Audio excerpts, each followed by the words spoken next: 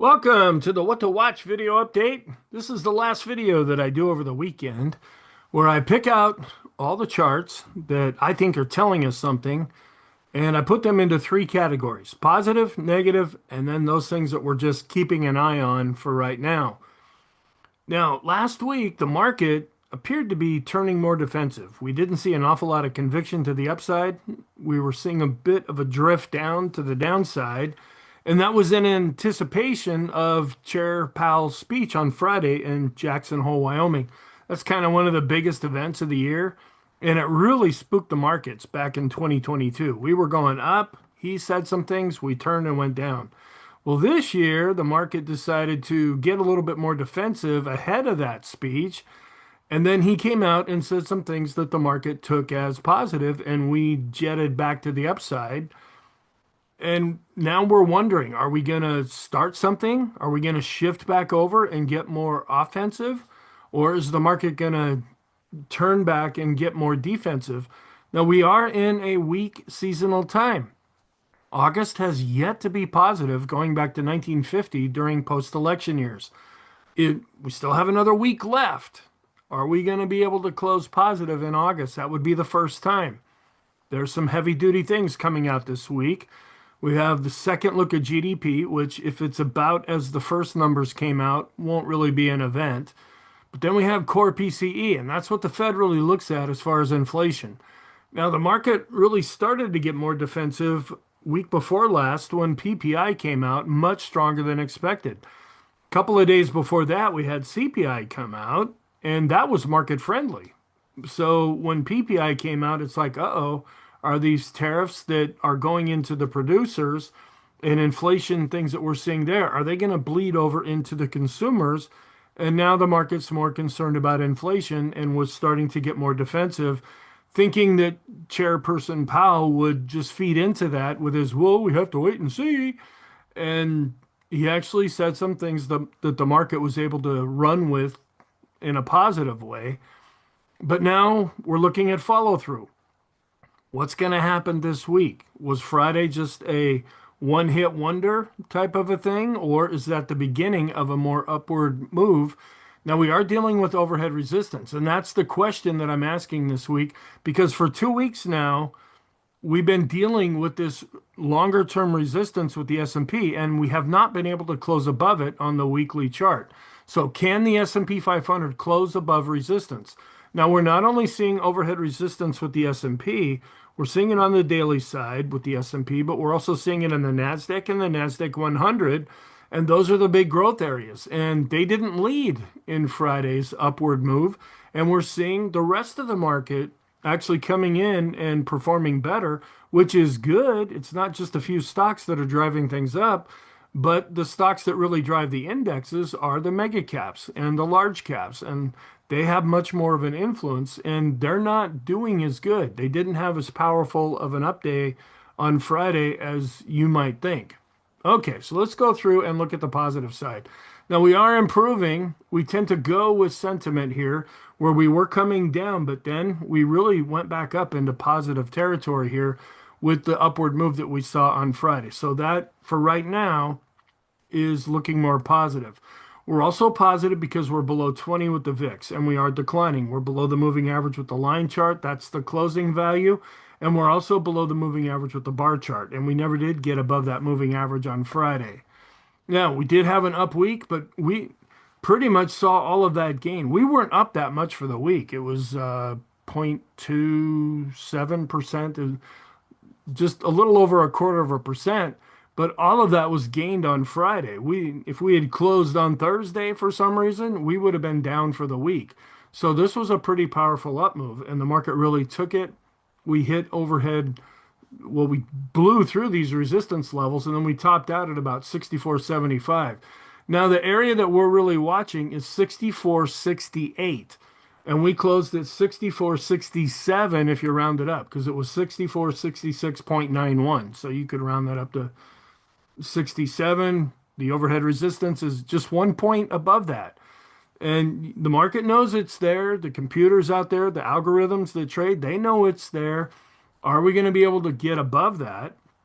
Or is that still for the second week now going to pose a problem because we didn't close above it last week and we didn't close above it this week. So it's turning into something kind of significant. And so we'll just be keeping an eye on that one. All right. And we're positive here with the daily chart too, but we're right back up to these previous resistance levels. So we're seeing a bit of a convergence between the daily chart and then the weekly chart that I'll show here in just a moment. But we are positive. You can't take that away. I mean, we're in an uptrend. We're not at all-time highs, but we're near them. But we're dealing with this pivot point here, and we're seeing a convergence between the daily side and the weekly side. And one thing that's a little bit of a concern is that we continue to be below average with volume pretty much all the trading days, and we're even seeing the moving average going down slightly. Now, another thing that this is positive. We're above all the moving averages here, but we're not at a new high. And we're lagging a little bit behind based on what happened in Friday's session. So, yeah, this is positive when you take it all in the bigger picture, but it is lagging currently. And this is still positive. We're holding up here. Now, if we were expecting the market to be more defensive, we would see this ratio coming down. This measures the SPY, which is the ETF for the S&P 500, and staples. And when this is going down, that means the market's getting more defensive, like we saw last spring. Well, since that time, we've really been coming up, and this is still hanging on. So that's why it's more on the positive side. We did drop down. We went a little bit into the rainbow, but then we came back up in Friday's session. And we're also looking okay here, but a little bit concerned.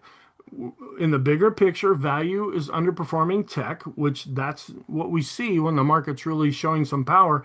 But you can see how we're going back up with this ratio. Is that going to continue to go up? And we're looking okay here. We're just about at a new all-time high based on price, but there's a little bit of a negative divergence here. You notice how we're not at a new all-time high here based on volume?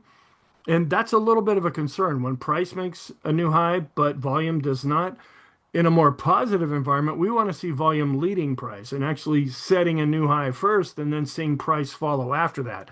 Now, it may not be that big of a deal and it might adjust in the upcoming week, but this is just a little thing to take note of right now, seeing that volume is trailing behind. But in the bigger picture, they're both quite positive right now. And we're also above zero and going up with our 10-day advanced decline oscillator. That's positive. And we're seeing some new highs. This was Friday where we saw some new highs being generated and virtually no new lows. So we're going up with the 5-day and the 10-day chart. So internally, we're looking pretty solid. Then we look at our three smart money indicators. We're above the moving average with accumulation distribution, and where we had been trailing off with the shorter term boom indicator, we've now crossed back above the moving average again. So both of these are positive. And this is kind of positive here. It's pretty much flat. You can see for the Chaikin money flow for the month of August, very choppy, not really showing an awful lot of conviction. We were actually starting to drift down a little bit. Well, then Thursday and Friday saw a bit of a pickup here, enough to barely turn the red line back up. And we're going up with the Chaikin oscillator. So all three of our smart money indicators are positive. Can that continue? And we were starting to see the vortex show some weakness. We were coming down with the green line. We were coming up with the red line.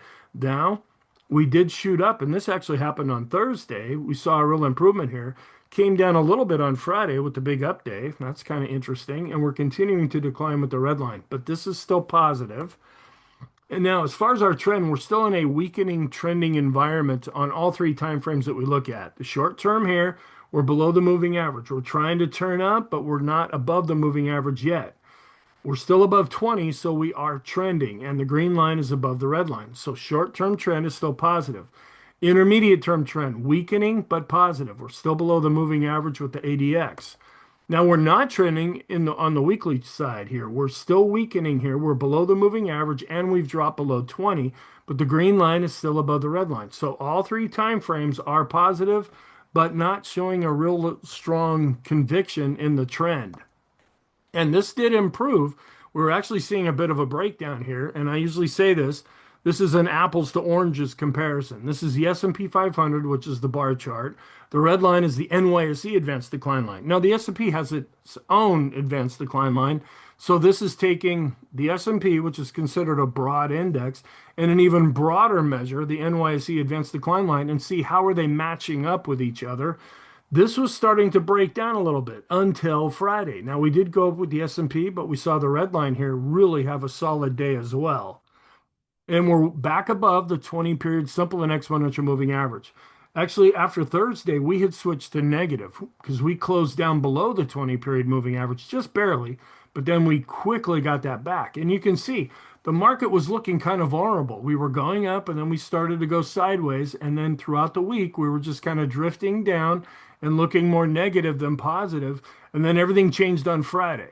And that's what we're trying to analyze right now. Is this the beginning of an upward move, or are we back to these previous levels that we've been at and we're going to come down from here? We don't know that yet. Now, when you look at the short-term trend, though, we are positive. We started to come back down into the rainbow, and now we are back up out of the rainbow, and all of the lines are going up. And these lines go from 10 periods up to 50 periods with simple moving averages. And we're above all the plotted moving averages here. And as long as we stay above them, all the lines continue to go up, and that's positive. Now, we're not really far away from the 20 period moving average, but we're kind of far away from the 50 period moving average. But we've been far away for quite a while here. So the market doesn't really seem to be paying attention to that as much. What tends to happen is if we get far away from a moving average, it acts like a magnet or a rubber band, and it tends to pull price back to the moving average. That has been happening here in the short term with the 20 period, but now we're getting overextended again with the 50 period. Looking good here after we were seeing some weakness. This is a 10, 20, and 30 period moving average study where we were coming down and starting to get down to this blue line. Now, this is, you could say that this held as support. It's a 30 period exponential moving average, and then we broke up out of that, and we're back above all three lines now. For the most part, we were starting to level off here, but the blue line's going up, the orange line is a little bit flat, and now the green line's starting to go back up as well. Now, the short-term trend, really choppy here. We were looking good, then we're starting to show some weakness. Now we're back above both of the lines, seeing a little bit of whipsawing going on here. Intermediate term trend still tending to go up. We're going up with the red line and the blue line, and we were able to get back up to the blue line after we were seeing some weakness developing here. And then I added another anchored weighted moving average going back to this low. This was when the employment report came out and we gapped lower and we were below the 20 period moving average for one day. And then we broke above that and then started to look pretty good here. And then we started to top out and go sideways and then drift back. So there's another shorter term anchored moving average here. Now we were coming down to that, but then we got back above it on Friday. Now, if we do start to fall, there's another moving average here, going back to this breakout that we saw when some trade news came out that was positive and we actually gapped to the upside. That's still below current price. And then if we continue to fall here, we've got a lot of different moving averages that are still going up, that one of these moving averages may end up providing support if we start to decline. And then we're positive since we're above the 200-day moving average, and we're not up to this dashed line, which is 10%. Now, there's nothing magical about 10%, but other times when we get above that, 10, 12, 14, 15% above it, then we start to get overbought. That's when we see a more significant decline. Now, when I put out the idea about the middle of July, I said, okay, now we fell apart and we had a pretty serious decline in 2023 and 2024. And you can see we were overextended during those times. The one thing that was different about 2025 is we've not been able to get back above this dash line. So we're not really, really far away from the 200-day moving average. So this is positive since it's green, but if we do continue to go up and get above this 10% level, that might pose some problems. And we're getting kind of long here with the Landry Light. This is day 79 of this current uptrend that started back in May. And we're still positive here with the proper order. We're positive with the daily special K chart. We're above the red line. Now, one thing that's a little bit of a concern is that the red line is declining, but this is so slow. And this is a very long-term oscillator. It's going to take it a while to actually turn back up. And then we have this Pring bottom fisher signal that was generated actually during the week when we were coming down. It might turn out to be a pretty good signal, but I don't rely just on this chart.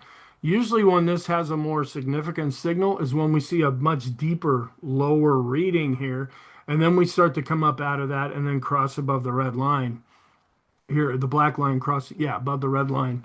So we are on a buy signal here, but it's kind of a shallow buy signal. And then we're getting a little overextended even in the long term. Now, we could still go up more than where we're at right now. I just have a line here at 350 with the 150 period moving average. And then I have it at 350 with the 200-day simple moving average. And when we get above this red line, that's when we just focus more on this chart. We're above the red line. We're just one notch above it here with the 200. We could go above this. There's nothing to say we have to stop right here. We just get a little bit concerned when this does happen.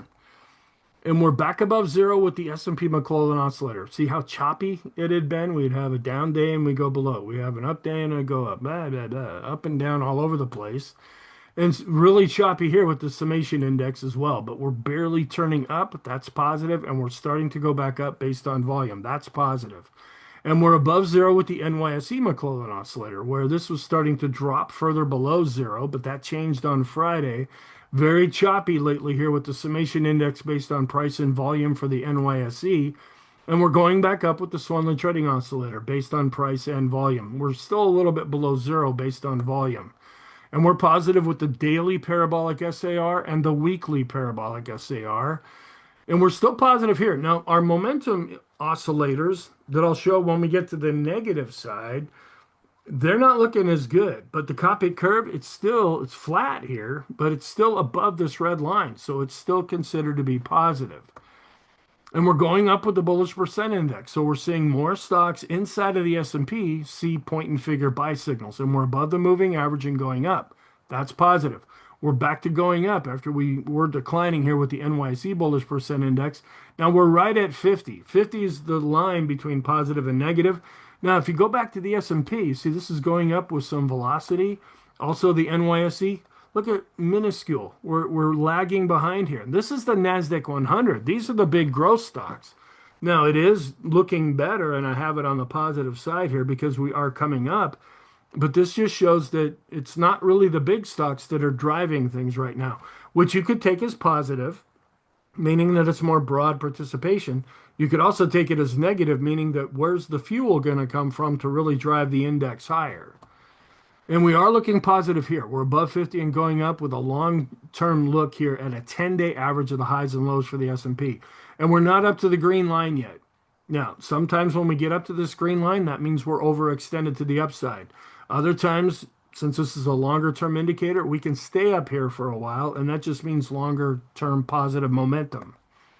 And we're starting to tick back up. Now, we were going up with the 50-day new highs, new lows, moving average here. We were starting to drop back, seeing some weakness now. We're barely, it's really hard to see, but we are starting to go back up slightly. This is the chart that I'm really focusing on. And I said this a week ago because I was really focused on this in last week's What to Watch video as well.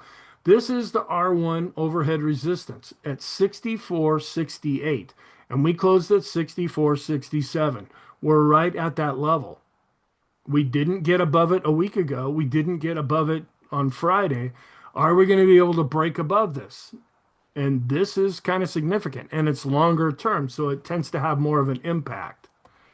And we're also at the upper end of this trend channel. Now, this is positive. We're above the midpoint and going up, but is this going to provide overhead resistance as well? And we're really looking positive here with those stocks in the S&P above their 20-period moving average. It really shot up. Now, we get extreme when we get above 80. Right now, we're at 78.2. Okay, I hit the wrong button. And we're also improving with those stocks above their 50-day moving average. Now, again, this is positive because it means more stocks are participating in the up move. And this is a better reading than we've seen in quite some time. We're also going up with the 100-period moving average study and the 200-period moving average study. This is the highest we've been since we really started the dive last spring. That's longer-term positive, and that still means more stocks are participating. And we're positive here with our advanced decline line studies. All the different indexes here, the NYSE common stock, S&P, mid caps, and small caps, they're all above advancing moving averages. And we're looking pretty good here. Actually, discretionary to staples is holding up a little bit better. Some of our other growth to value ratios are not looking very good right now, but this one is actually looking more positive. The Dow set an all-time high in Friday's session. It was up 1.89%. It actually closed a little bit above this R2 pivot point. And we are positive with the NASDAQ. Notice how we came right down to this pivot point and we hit support there. Now we're going up. Now, if we continue to go up, we have this R1 pivot point still above current price, and that's about where we topped out. So we're going to want to be able to clear that on a closing basis. This is a daily chart, so we want to close on the daily side where I'm also watching a weekly chart for the S&P 500. Also, we did drop a little bit down below this pivot point, but if you watch my other videos like the intermarket analysis video, going back to last spring, we've been seeing the NASDAQ 100 underperforming the NASDAQ, which again, you could take as negative. That means the big stocks aren't having as much power with the indexes. You could take that as positive, meaning that, well, that just means there's more stocks that are participating. And we did see a little bit more weakness here, but then we came up off of that. We also have this R1 overhead resistance that we need to deal with. We want to see it with the NASDAQ 100, the NASDAQ, and the S&P on the daily side, closing above that level to see more confirmation that things are staying positive. And the Qs, we lost the 20-period moving average, that's short term. Well, we were able to get that back on Friday. That's the ETF for the NASDAQ 100. We're also above the trend line here, going back to 2009. This is a weekly chart. This is still holding up and looking pretty good here. Now we're just about ready to see a golden cross here with the S&P 600 small cap index. And it had a good update. It was up 3.8%. Now, we've seen this before. Nice little upward move and then give back. Upward move and then go sideways. And over the last number of years, we've seen this. Nice little move up and then we chop and go sideways to down from there. Is that what's going to happen this time? Looking a little more positive here with the other small cap index, the Russell 2000. That started to go into an uptrend right at the beginning of August, and it's still in an uptrend. Getting a little overextended with the RSI, but we are positive with the MACD, showing the momentum is positive. And we had a good day with the mid caps. Got above this R1 level. They're also in an uptrend. The Wilshire, which is a broad market measure, it set an all-time high. And the total U.S. stock ETF set a new all-time high. That's positive there. And when we look at a ratio between stocks and bonds, this is not as high as it was recently, but it's still above the rainbow. And this means the market is anticipating not going into a recession. That's what a soft landing is. And then this is that same chart, but inverted. This shows how bonds have been underperforming stocks. And we're still looking pretty good here. This is the S&P 1500 to short-term bonds coming out, setting a new high here. Another broad market measure with 3 to 7 year bonds, not quite at a new all-time high, but still looking quite positive. The Qs, the 3 to 7 year bonds, lagging a little bit, but still looking positive. We want to watch that, but I've been trying to address that already. The tech sector lagging, but still positive when compared to 3 to 7 year bonds. Now, this is improving, and if interest rates really are going to start to go down and the Fed's going to cut, that's going to help the home construction sector because or the home construction area. It's not a sector, it's more of an industry group. Because this is when things really started to fall apart at the end of 2024, and it's really been underperforming. We've been clawing our way back since we hit the lows back in April and finally starting to get above this rainbow. Now, that would help the real estate sector overall. And we're still looking okay here, even though we pulled down with the growth to value ratio here, the NASDAQ 100 to the Dow. And then the NASDAQ 100 again to small caps, coming down, but still well above this blue line. And then another broad market measure of a 5-period moving average of the highs and lows. We're above zero and starting to go back up after we had been declining. The FANG index, though, lagging, but still positive. It held at its 50-day moving average, and it was up 1.63%. These are the really big stocks, but you can see how they're lagging behind some of the other areas that I've been showing. And we're still looking okay here, but we've kind of stalled out with the semiconductors growth to Dow value ratio here.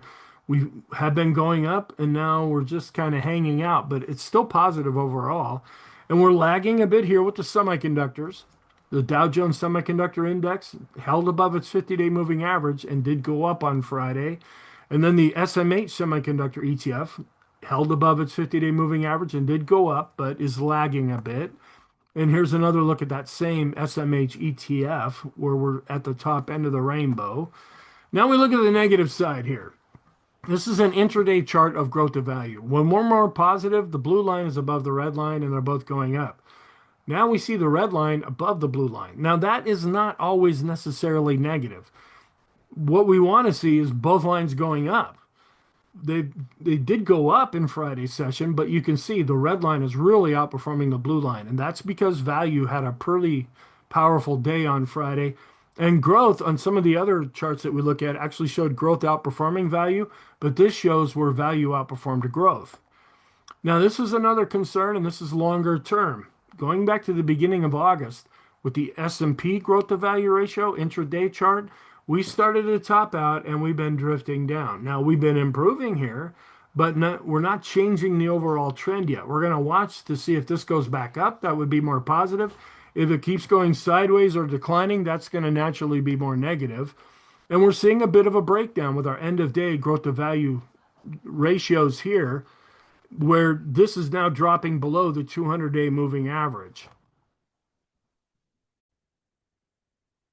So we are a little bit concerned about this. This it not really going to the upside all that much, but it was looking more positive, and now we're starting to drop down below the moving average.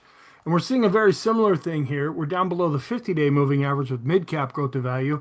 And what's a little more concerning is we're seeing a bit of a drop-off here with S&P growth to value. So this is not what you see when the market's going up. When we're going higher like this, that's what you see. And this still suggests that the market could be getting more defensive. And we're also coming back down into the rainbow with this growth to value ratio. Again, it ticked up, not very much, and it's still positive, and we could recoup all of this, but this is a bit of a concern. And we're seeing a bit of a breakdown with our other growth to value ratios. The Qs to S&P below the moving average. The moving average is now going down. What's holding up a little bit better is discretionary to the S&P, where for a lot of 2025, this has been the more disappointing area. And we're dropping below the moving average when we compare large cap growth to value. And we look at the large caps, mid caps, and even the small caps. They're all below their moving averages, and the moving averages are starting to go down. Now, our momentum oscillators, as I mentioned earlier, looking not all that good now, but they're not looking terrible either. However, the PMO still continues to decline. That's one momentum oscillator that we follow. Now, if you break this out based on price, we actually are going a little bit up here above the moving average. But if you look at this based on volume, we're going down. That's part of the negative divergence. Now, this could work itself out, but we are concerned about this. We want volume to lead price, not trail price. But then you look inside the S&P and look at all the PMOs inside of the S&P 500. We're going up here with the PMOs that are rising. That means more stocks are going up here. The buy signals are going up. And the PMOs that are above zero, it's kind of leveling out here after it was showing a bit of improvement. We actually saw this starting to go up as the S&P was turning more defensive. But here is a list of all of the different momentum oscillators. The two short-term oscillators looking a little bit positive here with the slope oscillator, but still going down, but leveling out with the TSI. Then we have three intermediate term oscillators. Those are starting to level out here, but they're still below their moving averages. And we're still declining with the two long-term moving momentum oscillators, the TRIX and the KST. Now, this could all switch over and turn over and look positive, but it's not looking positive yet. And we are improving with the NYSE Zahorchak method. We were at a -10. Now we're improved to a -6, but it's still a -6. So it's still negative. And the momentum, and you can see as we were going up with the NASDAQ 100, the momentum was just drifting lower and lower and lower the whole time. That's longer term, and that is a more negative divergence than some of the short-term ones we're seeing right now. Now, if you look at the financial sector, we're setting an all-time high. We closed really well on Friday, and we're in a pretty solid uptrend.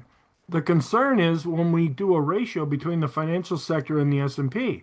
Now, it's coming back up, but it's really been going down. About latter part of April into May, that's when we really started to drop. We held at the 200-day moving average, and then we fell below that. Now, are we starting to improve? We need to see more follow through, get back above these moving averages and stay above it long enough for this to turn into a golden cross. Now, this is positive and negative at the same time, setting an all-time high with the Dow. Now, there's a thing called traditional Dow theory, which was developed by Charles Dow back in the late 1800s, who was part of the Wall Street Journal. And this is positive. But you can see here, this is what we call a negative divergence. We're not setting a new all-time high with the transports, and we still have a ways to go.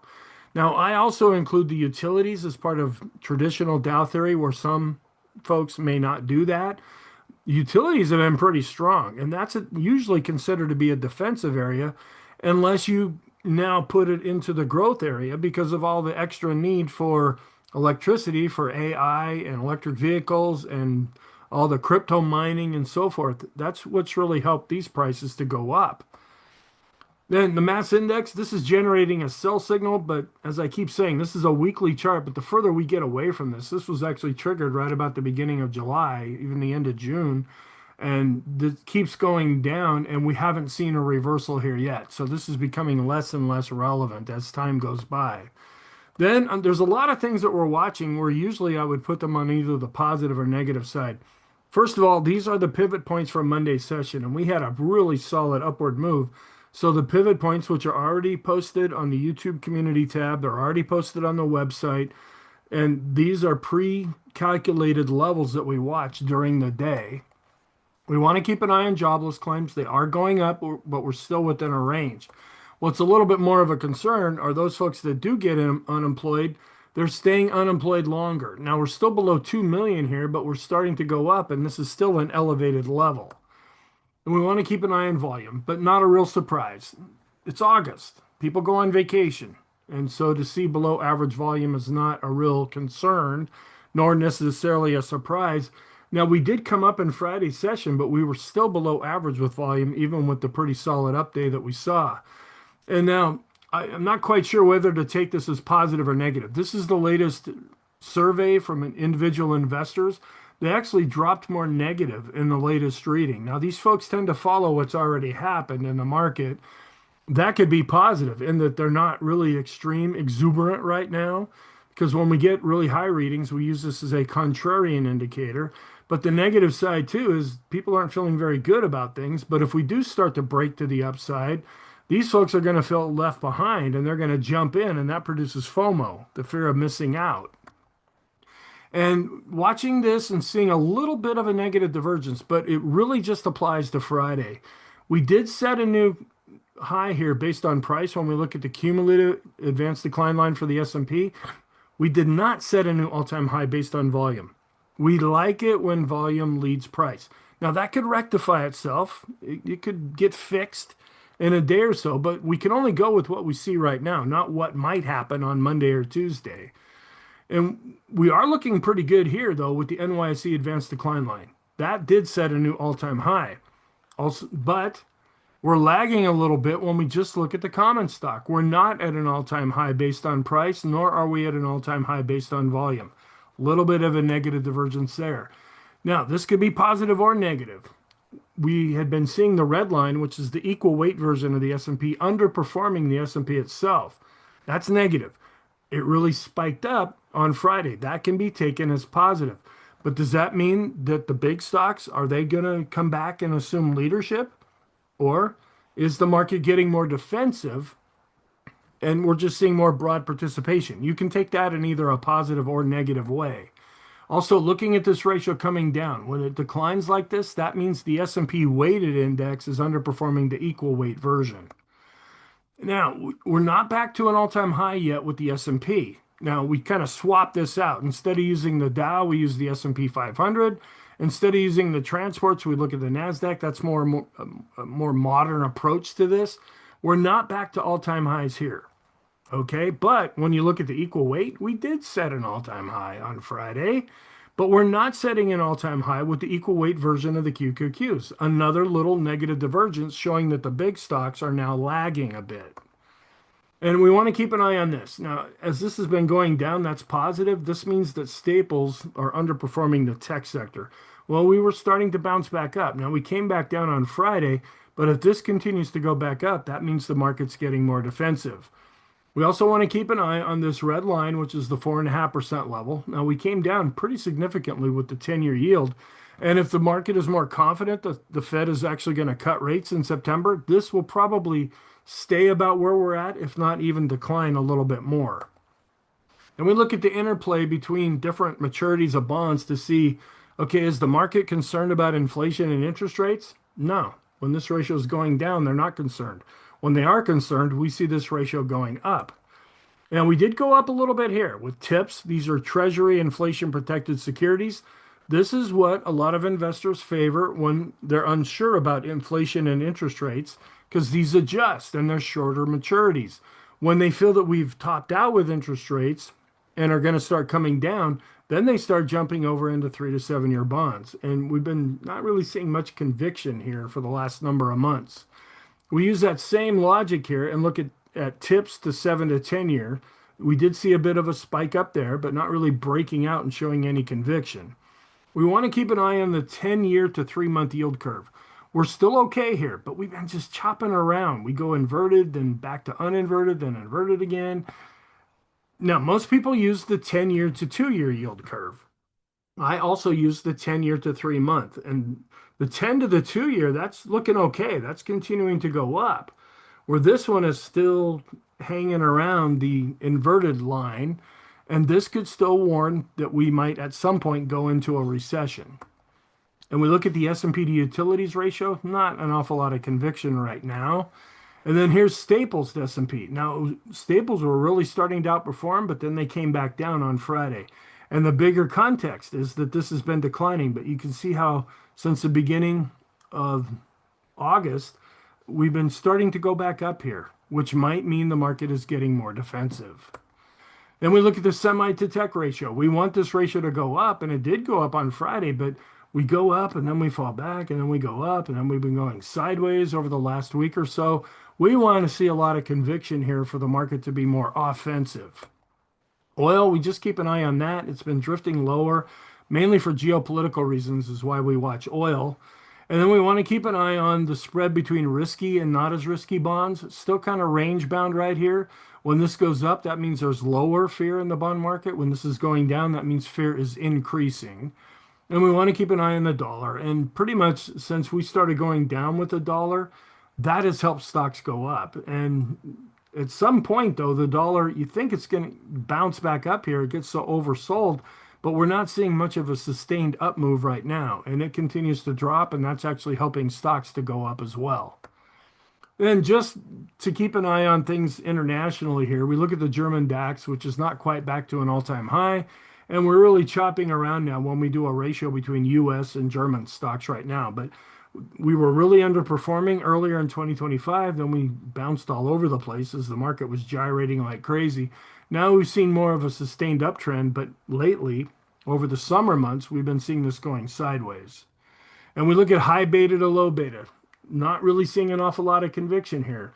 When we were turning more positive, we saw this ratio really going up. It's really gyrating right now. Want to keep an eye on retail. You look at it by itself. We're in an uptrend. We're above both moving averages. And we're actually starting to flatten out here a little bit after we had been declining when we do a ratio between retail and the S&P. That could end up being more positive. We want to keep an eye on different ratios here. Discretionary to staples. That's looking pretty good. And then we look at the equal weight discretionary to staples. That's also looking pretty good. We're turning back up after we had been declining when we compare tech to the utilities ratio. Biotech turning up after it had been declining against healthcare. And then hotels seeing a bit of improvement when compared to utilities. So there's some improvement going on in these charts.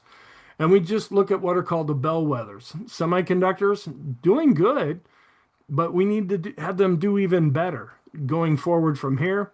Also, the home builders, they like that interest rates might go down, so they've been improving. The transports are pretty much back to these previous highs. We haven't really broken out yet, but we are positive when we look at retail. And regional banks are improving after they had been going sideways. So there are some areas that are showing some strength. And we keep an eye on the gold to S&P ratio. This continues to drop. And it's because gold's going sideways as the S&P's been going up. And when that happens, this ratio goes down. And US to international stocks, we were seeing a gradual improvement. Now it's starting to fall off a little bit. And then emerging versus developed markets, this is also starting to flatten out after it had been improving for a while. And then momentum stocks, we're actually seeing those going down when we compare it to the S&P. These held up better when we were going down. Now that we've been going up, they've actually been showing some weakness. So thank you. I hope you found this helpful. I hope you have a wonderful weekend, and I will talk to you in the next video.